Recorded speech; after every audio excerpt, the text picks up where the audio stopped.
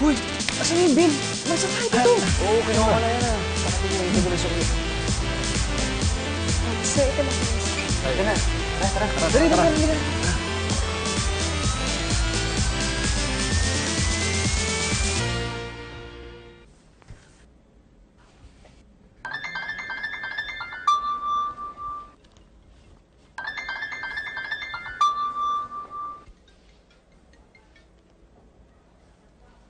Hello? Bakit di mo ako sinasagot? Kanina pa ako tumatawag sa'yo. May sasabihin ako. Mamaya mo na sabihin. Kailangan ni Roxy yung passport number mo. Mag-book na siya ng flight kasi may promo fare daw. Yun lang yung gusto mo sabihin? Oo, kaya bilisan mo na. Baka wala tayong maabutan. Oo, sige, sandali. Pero sandali. Chito! Naiwan ko. Anong naiwan? Sa Saan? DFA office. Sigurado ka? Naiwan ko yata dun sa CR. Oo, dun nga. Ay, naku. Ikaw talaga. Paano yan? Ganito na lang. Magpabook na kayo ni Roxy.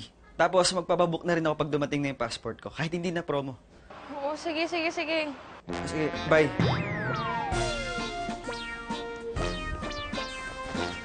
Excuse me po. Wala daw sa kotse sabi ni Ronnie. Saan kayo nahulog yun? Iniisip ko nga baka sa loob ng bar nahulog sa jacket ko. Baka nagmamadali tayong lumabas. Oo nga eh. Gusto mo bang bumalik? Ayoko na bumalik dun, baka lalo akong sumabit. Paano kung nandun? Bahala na. Tawagan na lang kita ulit. Sige.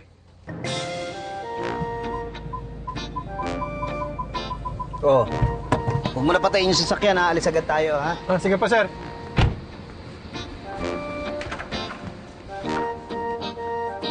Tay! Uy, ba't wala ka sa balagtasan? Sige, sumabay ka lang sa akin, magbibis lang ako, ha? Tay. Bakit? May... May sasabihin ka? Opo. Napo ka. Ano? Tungkol ba kay Nikki? Medyo.